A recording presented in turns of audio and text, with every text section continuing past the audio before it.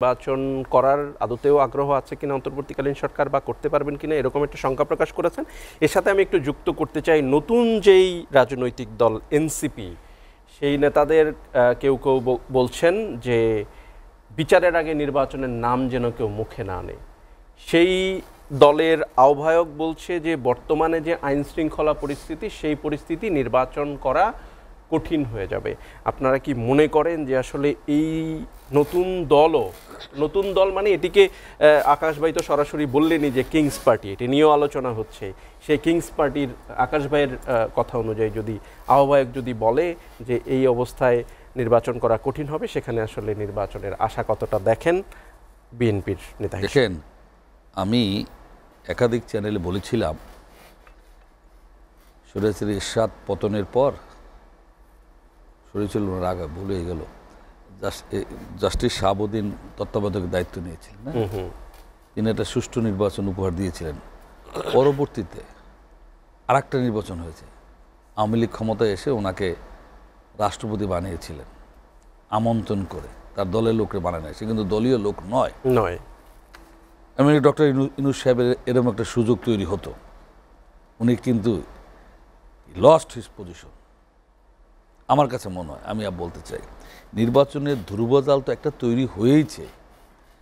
আর আপনারা একটা জিনিস মনে রাখবেন, এদেশের সোশ্যাল মিডিয়ার কারণে যে কৃষক থেকে শুরু করে শ্রমিক, সিএনজির যখন কাস্টমার থাকে না, ও ওইখানে বসে মোবাইল দেখে, আপডেট সকল খবরের দেশে জনগণ জানে, ওদের কাছে চলে যায়, কোনো ফাঁকি দেওয়ার কায়দা নেই। কেন এই কথাটা বললাম? নতুন দল নিয়ে অনেক কথা হয়েছে। আমি বলেছিলাম যে কোনো ব্যক্তির, যে কোনো গোষ্ঠীর, যে কোনো ধর্মের লোকের দল করার অধিকার রয়েছে, এটা কোনো বিষয় নয়। তবে যারা এখানে নতুন দল করেছেন, আমার দৃষ্টিতে ম্যাক্সিমাম অনভিজ্ঞ লোক। দল পরিচালনা করা, ছাত্র সুসংগঠিত করা, এদের সেই অভিজ্ঞতা নাই, পূর্ব অভিজ্ঞতা এদের কোনো স্তরে নেই। আমি বলেছি একটা বিশ্ববিদ্যালয়ের ভিপিজিএস ছিল না, একটা সংগঠন, একটা ইউনিটের প্রেসিডেন্ট সেক্রেটারি ছিল না, কিংবা কোনো বিশ্ববিদ্যালয়ের কলেজেরও এরা বিপিজিএস ছিলেন, একটা প্রতিষ্ঠানেরও এরা কোনো সময় একটা ম্যানেজিং কমিটি প্রেসিডেন্ট সেক্রেটারি ছিল না, মসজিদ কমিটিরও সভাপতি ছিল, ছাত্রশক্তি এইসব গণঅভ্যুত্থানের নেতৃত্ব ৬৯ আসাম আব্দুর রাব, শাহজাহান সিরাজ, নুরুল আলম সিদ্দিকী, সিরাজুল আলম খান, এরা এই নিশ্চিত অভিজ্ঞতা হয়ে অর্জন করে এখানে আসছিলেন, দল করছিলেন, টেকে নাই। কিন্তু আমি এদের সফলতা না কামনা করি। কিন্তু আমি যে একটা বিচারের কথা বলেছেন, বিচার ফ্যাসিস্ট হতে হবে। এই যে মাগুরার একটা মেয়ে ধর্ষণে মারা গেছে না, আইন ও বিচার উপদেষ্টা এটার দেখভাল করতেছে না, বলছে না ৯০ দিনের মধ্যে কি বিচার হবে বলেন তো আমারে? ওর ধরনের ফাঁসি হইলো, আমৃত্যু হইল, সাজা হইলো জজ কোর্টে, হাইকোর্ট যাবে, হাইকোর্টের বছরের পর বছর, হাইকোর্টের বছরের পর যাবে চেম্বার কোর্টের পর যায় অ্যাপ্লাই ডিভিশনে ৫ বছর পয়সা থাকবে। এই যে যারা বলে এরা এরকম আসামির সাথে দেখা হয়েছে, আমি কাশিমপুর হাই সিকিউরিটি ৩ বার ছিলাম।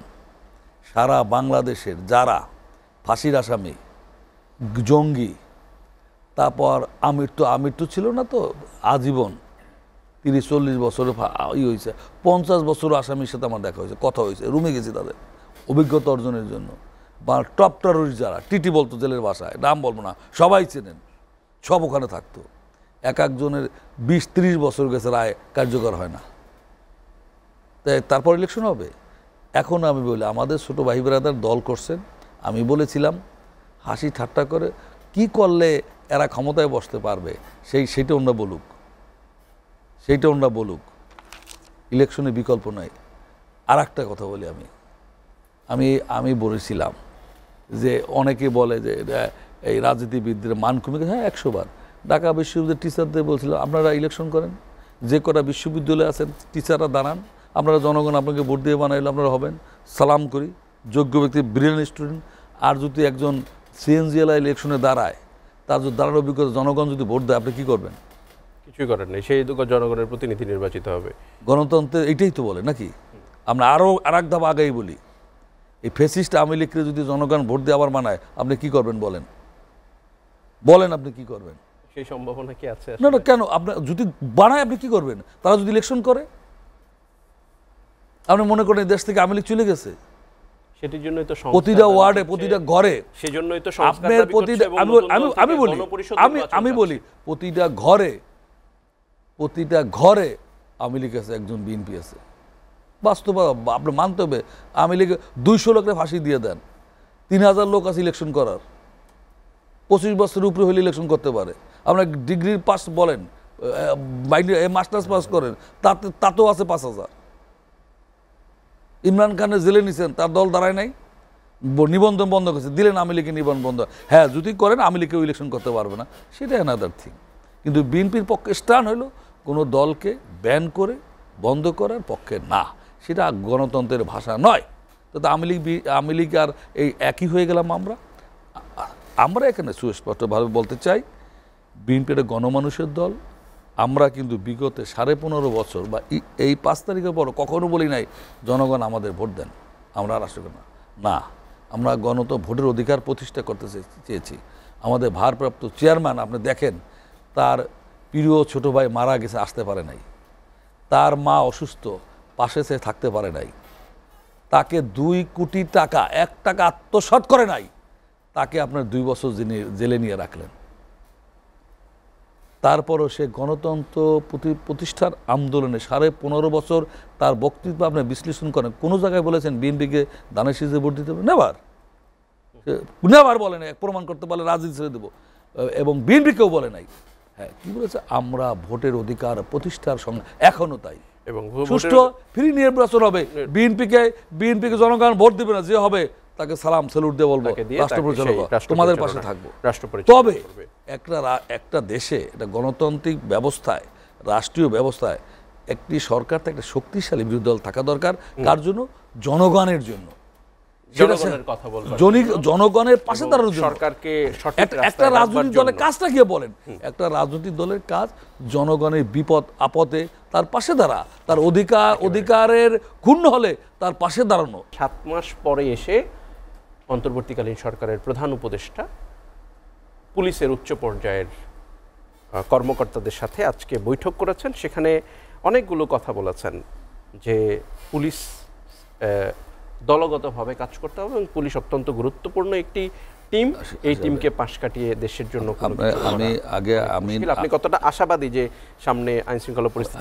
আমি আগে বলি, এই নতুন দল যেটার সভাপতি বা ওনাদের প্রেসিডেন্ট নাহিদ, এই দলের রেজিস্ট্রেশন হয়েছে? না, এখনো হয়নি, প্রক্রিয়া, নিবন্ধিত দল না, হবে বলে আমি আশা করি এবং হওয়া উচিত। আমি আগেও বলেছিলাম, একটা দলের প্রধান বেগম খালেদা জিয়া, শেখ হাসিনা, ওনার দলের জিএম কাদের, এই প্রধান যদি একটা তীরটা ছুড়ে দেয়, এটা ফিরিয়ে আনা যায় না। হাতের যদি ছুটে যায়, বলার কথা যে কথা বলা হয়ে যায়, এটা কিন্তু ফিরিয়ে নেওয়া যায় না। একটা কথা বলতে পারে দলের সেকেন্ড ম্যান, মহাসচিব, তারও নিচের প্রধান বলে ফেলা হয় না, এবং ওনার বলা মানে দলের কথা বলা, এটার পর কিন্তু আর নাই। উনি প্রথম থেকে যা বলেছেন, 2-4টা কথা, এত বড় দল চলা, আমার কাছে মনে হয়েছে এই অভিজ্ঞতা ওনার নাই, বয়সও হয় নাই। ওরা বুঝতে হবে বিপক্ষে কারা, এই দেশের অন্যান্য দলের প্রধান কারা, তাদের অবস্থান কোথায়, তাদের অভিজ্ঞতা কোথায়। আমি বলেছিলাম, তারা সচিবালয়ে যায় নাই কোনো দিন, যারা সচিবের রুলস অফ বিজনেসের সচিবের কার্যক্রম কি জানে না, আমি বলি তাদের এইগুলো বুঝে শুনে কথা বলা দরকার। নাম্বার 1, আইন শৃঙ্খলার উন্নতি অবনতি কি? আপনি 5 বছর পর আইন শৃঙ্খলা যদি ভালো না হয় কি হবে? আর নির্বাচন করার জন্য আইন শৃঙ্খলা এইগুলোর উপর নির্ভর করে না। তো বলে কেন বলেন? আমি বলি, এটাই তো তার জানা নাই। নির্বাচনী আইন এখন যে আছে, এটা এক্সিকিউট হইলে দেখছে না, বলেন কেমনে? এই যে উল্টা পথে কি যাওয়া যায়, ওই জন্য বলেছে। আমি জানি না এটা রিক্সায় কে গেছে, বিএনপির নেতা, বিএনপি তার পথ কি? এই যে বলে 150 বিঘা 200 বিঘা, আমার জানা নাই। উনি প্রমাণ করুক, ওনাকে দল থেকে বহিষ্কার করবে। লোকাল আইন শৃঙ্খলা বাহিনী কি নাকে তেল দিয়ে ঘুমায়, তার দায়িত্ব না? আমি কি এই এসিটিভিটা দল করতে পারি? দায়িত্ব না প্রশাসনের? এটাকে রাষ্ট্রীয় অ্যাকশন নেওয়া? আমি বলি এগুলো বেটার। আমি যেটা বলি, আইন শৃঙ্খলা কি করে নির্বাচন? আপনি কি জানেন নির্বাচনে একটা কেন্দ্রে ওই নির্বাচনে ওই কেন্দ্রের বাইরে লোক আসতে পারে না, নাম্বার 1। ওই কেন্দ্রের মধ্যে অন্য যারা কারা যেতে পারবে নির্দিষ্ট সেটা করা আছে, সেটা রিটার্নিং করে পাস দেওয়া, সাংবাদিকরা যেতে পারে, প্রার্থী যেতে পারে, প্রার্থী চিফ এজেন্ট যেতে পারে, এটা করা। আইন শৃঙ্খলা রক্ষাকারী বাহিনী কারা, তারা কে ভিজিলিং টিমে থাকে সে যেতে পারে, এগুলো নির্দিষ্ট করা। সেটা পারলে তো দেশ হবে দেশে ভোট। কিন্তু সেটি জাল ভোট দেওয়া, আমি কই জাল ভোট দেওয়া কি বৈধ? জাল ভোট দেওয়া বৈধ না, এটা বন্ধ করা। ভোট কেন্দ্র দখল করা কি বৈধ? এটা বন্ধ করা। আসেন আপনি, আমি আসেন বলি, আজকে মাননীয় প্রধান উপদেষ্টা আইন শৃঙ্খলা রক্ষাকারী বাহিনী 64 জেলার এসপি এবং আরও যারা আছেন কমিশনাররা আর আপনার আইজি অফিসের 127 জন অফিসার নিয়ে বক্তব্য রেখেছেন। এবং আমি মনে করি উনি এই দায়িত্ব নেওয়ার পর পুলিশদের উদ্দেশ্যে যে বক্তব্য রেখেছেন, শ্রেষ্ঠ বক্তব্য রেখেছেন। প্রতিটা লাইন আমি পড়েছি, তার মধ্যে একটা অন্যতম কথা বলি। উনি বলেছেন পুলিশদের উদ্দেশ্যে আমাদের কর্ম দিয়ে প্রমাণ করতে হবে পুলিশ খারাপ মানুষ নয়, বাট না বলতে খারাপ না, খারাপ মানুষের পাল্লায় পড়েছিল। এর চেয়ে ভালো কথা নাই। ধন্যবাদ। প্রমাণ করতে হবে, কিন্তু খারাপ মানুষের পাল্লায় পড়েছিল। এবং আমি মনে করি আইন পুলিশ শুধু না, এই ফ্যাসিস্টের আমলে পুলিশ বাহিনী বলেন, অ্যাডমিন ক্যাডার, অন্য জুডিশিয়াল বলেন, এরা খারাপ মানুষরা প্রমাণ করতে হবে তাদের কর্ম দিয়ে।